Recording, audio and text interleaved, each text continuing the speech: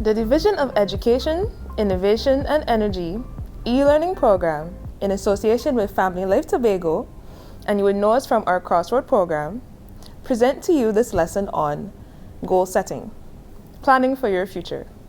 My name is Simonique Atwell, and today let's get into the objectives of this lesson.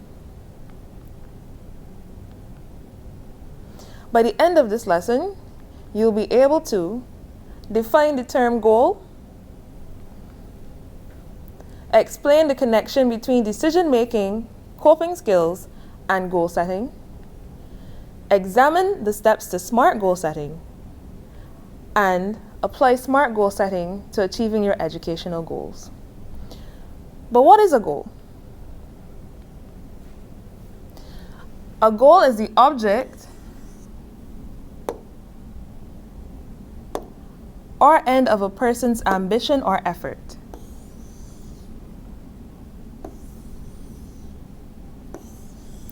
We can also look at a goal as an aim or a desired result. So what is SMART goal setting? SMART goal setting can be looked at as a process of identifying what results you want to achieve, these are your goals, and developing a plan to achieve them. Planning in itself can be defined as the process of selecting a course of action for your future. So planning is very essential for goal setting. Goal setting therefore requires planning. So coping skills, decision-making skills, and goal setting are all interrelated. But how can we say that? Let's have a look. Coping skills help us to make good decisions. Good decisions are important for making good plans. And good planning and effective goal setting are inseparable. How can I say this? Because once you've decided what your goal is going to be and you set your plan, you may need to revisit it. And oftentimes you might need to break your large goal into a much smaller goal or a series of smaller goals. And then you would still need to have a plan for achieving each of these. So let's connect some dots. From our previous lesson on coping skills, you would have seen the positive coping skills toolkit. And in it, we would have looked at calming techniques, crisis plan helpers, useful distractions, mindful exercises, and opposite actions as strategies in this toolkit. You can then use your coping skills once you have realized you may be feeling anxious, depressed, or even overwhelmed, and use that to help you to make good decisions. And we would have seen decision making in our previous lesson as well, where you would look at identifying a problem or a need, making a list of the options that you have available, evaluating each option that you have, deciding which option may be best for you, and turning that best option into a SMART goal. But what is a SMART goal? SMART goals are specific, measurable, achievable, realistic, and time-bound. That is what our acronym stands for. So in SMART goal setting, you want to look for these 5 things. So before we get into the heart of SMART goal setting, let's look at the mindset that we may need to have.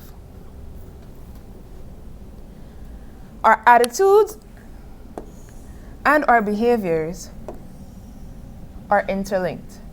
They determine the actions and often solutions that we may come up with. These actions then give us results, and our results determine our performance. Based on our performance, it may have an influence on our attitudes. So let's look over that again. We can see that coping skills and decision-making skills determine the attitudes and behaviors that we will have. Our behaviors then determine our actions, and oftentimes the solutions we may come up with. From our actions, we will get a series of results. and the results determine our performance. In the end, you determine what your results and your performance will be by the course of action that you take. So now we're going to look at a video that determines and defines what SMART goals are. Remember, SMART stands for specific, measurable, attainable, relevant, and time-bound. So let's have a look.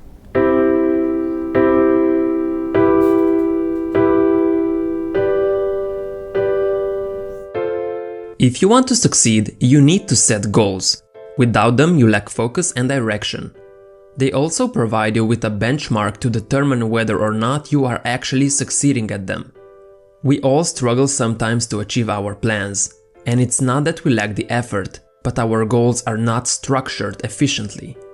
To accomplish your objective, you need to know how to set it up properly. You can't simply say, "I wish I could make more money," and expect it to happen. A goal without a plan is just a wish. It is also important to recognize that not all objectives are created equal. So today I'll explain the SMART method of goal setting and how it will amplify your chances of actually succeeding. Let's get started. S stands for specific. We all have plenty of dreams and goals, but most of them are all generalized and vague, so we don't really know how to achieve them. Your goal must be clear and well defined. You can only get to where you want by defining precisely how you will get there. For example, let's take a look at this generalized wish. I want to be healthier, or I want to have a better body. What does all of this even mean? It's super vague and not specific enough. A better example would be, I'll replace drinking soda with water. I'll also be going to the gym 3 times a week for 45 minutes. You could be even more specific. 3 times per week could mean every Monday, Wednesday, and Friday. Every time at 3 p.m. Make it as specific as possible so you know what exactly you're going to be focusing on. M stands for measurable. Tracking the progress of your goal is an important part of keeping you motivated. It allows you to set milestones that you can celebrate when you achieve them and reevaluate when you don't. If your goal is simply defined as lose weight, how will you know when you have been successful? You need to define exactly how much weight you want to lose. A much better goal would be, I want to lose 10 pounds. This way you have something to aim for and you can even set smaller milestones along the way. Basically, you break that big objective into other smaller objectives. So if you think that 10 pounds is too much, you should break it down into manageable pieces. First aim for 3 pounds, then another 3, all the way up to 10. It's the progress that keeps us motivated, so if you don't have a way to measure it, you will fail with your ambition. A stands for attainable. Make sure that it's possible to achieve the dreams you set for yourself. Far too many people fall into the trap of setting impossible goals. While they may push you forward for a while, you will almost certainly end up giving up on them. Instead of being impossible, your goals should be challenging yet achievable. There's nothing wrong with shooting for the stars, as you might end up at the moon. However, unless you want to burn out, it's much more efficient to take small steps. For example, making $1 million by the end of the month is impossible if you can't even pay your bills. A much more attainable goal would be making extra $100 by the end of the month. Once you have achieved that, you can go a step further and try making extra $200. You don't want to set yourself up for failure by trying to go far beyond the bounds of possibility. It will only make you miserable. R stands for relevant. Your plans should be relevant to the direction you want your life and career to take. A common issue we face is having too many goals at the same time, or pursuing the wrong goals. Unless your plan is relevant to your overall life plan, achieving it may not accomplish anything. So if you look at my example, I wanted to learn French because I loved the way it sounded. However, I realized that learning the language would be completely useless for me. I barely know anyone that speaks French and I don't really need to use it anywhere. So I stopped learning it as it was taking too much of my time while I was getting nothing out of it. Becoming fluent in French would be nice, but it is currently not relevant to my overall life plan. So ask yourself why you want to achieve your goal before you commit to it. T stands for time bound. This is one of the most important factors. Your plans must have a deadline. If you don't set a time limit, you have basically unlimited time to achieve your goals. When you are working on a deadline, your sense of urgency increases and you're more likely to achieve your goal. Think of your time in school. You had a whole month to write an essay, and yet it was done in the last 2 days. It's because the deadline was right around the corner, so you had no choice but to do it. So whenever you set a goal, keep a time limit in mind as it will push you to actually work on it. Now you know how to set SMART goals. But there's one last thing. Most people think that goal setting is a one-time event. Like you set your goals once and you're done. However, it's actually an ongoing process. It never ends. Your plans will need evaluation and revision, so it's important to stay flexible.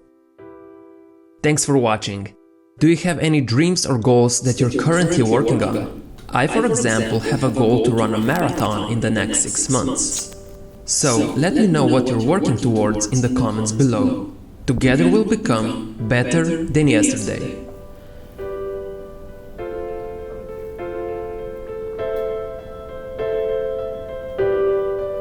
So there are 5 things that we want to remember from this video when it comes to SMART goal setting.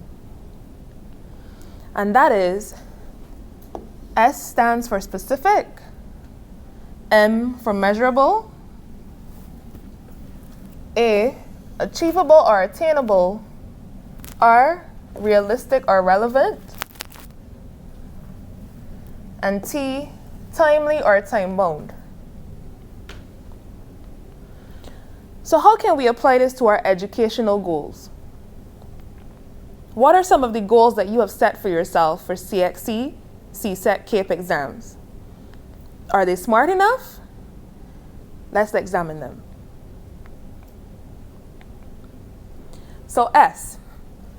These are some questions that we are going to go through to determine if our overall goal for preparing for exams is smart enough. S stands for specific. So you can ask yourself, have I set specific study times and strategies to help improve on areas of weakness? Remember, M stands for measurable. Have I been able to improve my success on any past papers? And how can you measure that? A, achievable or attainable.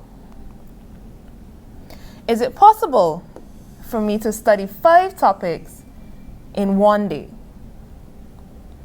And R, being relevant or realistic. How would this party contribute to the success of my exams?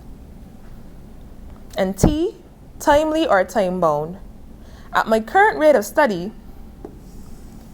is it possible for me to cover all of my necessary topics in time for the exam period?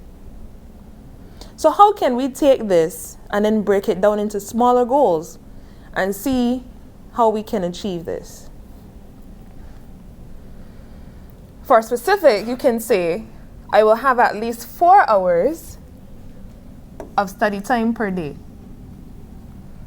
For measurable, you can gauge your success on past papers by saying, I aim to score 80% on my past papers per subject. For attainable or achievable, you can say that I'd study 4 hours per week per subject, and this is realistic for most of us. You can then see if relevant or realistic can be looked at in this way. A study group will be able to help me pass my exams, as opposed to going out partying multiple times a week.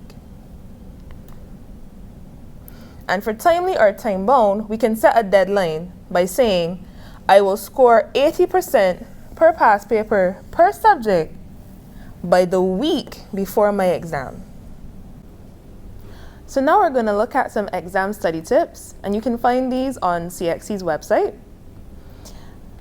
And there's just 9 short ones that we'll look through. Number 1, give yourself enough study time. That goes without saying. Number 2, review syllabuses and subject reports. Now these are things that are available from CXC's website and can generally tell you what you should be studying or what persons may have done in previous exams. Organize with groups of friends or family so that you can have a study group. Take regular breaks. Now, it is important for us that even as we're studying, that we end up relaxing at least a few times a day so that we can give our brains a rest. Number 5, practice as many past papers as you can. This will help to test what you know and what you don't know. Snack on brain food. Now we all know that junk food, soft drinks, and a lot of sweets do not help us when it comes to studying.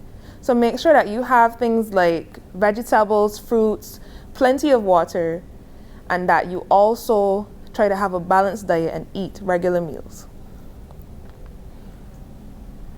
Number 7, plan your exam day. Make sure that you go to sleep early the night before and that you wake up with enough time to get to your exam facility so that you can settle yourself and prepare. Number 8, organize your study space. No one likes clutter, and oftentimes clutter can cause us to be confused or overwhelmed while we're studying. And number 9, get plenty of sleep. That again goes without saying. So here are some exam tips that you can use on your exam day itself. And we're going to go through them one by one. Remember from your coping skills toolkit, you don't want to feel anxious, depressed, or overwhelmed during your exams, even though these feelings may come. Remember what we would have covered in coping skills, but you can also take a deep breath and try to relax. Read all of the directions carefully on your script. If it is something that you don't understand, make sure to ask one of the invigilators by raising your hand and waiting for them to come. Read all of the questions carefully. Make sure that you understand what each question is asking of you. And again, if you don't understand, ask an invigilator. Make sure you understand what is being asked, like I said, and look at all of the choices that you may have before you answer. If you need to, paraphrase the question. That means to put it into your own words so that you can understand what is being asked of you. Eliminate any answers that you know are wrong before circling the correct one. Stop and think carefully about what you are going to circle or what answers you may put down. Check over your work for accuracy and make sure that you allow yourself enough time to do this at the end. And lastly, always do your best. Remember, the purpose of this exam is really to test what you know and your ability.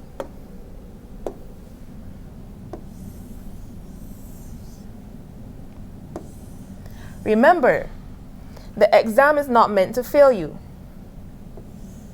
but rather is a stepping stone for you to achieve further goals in your life.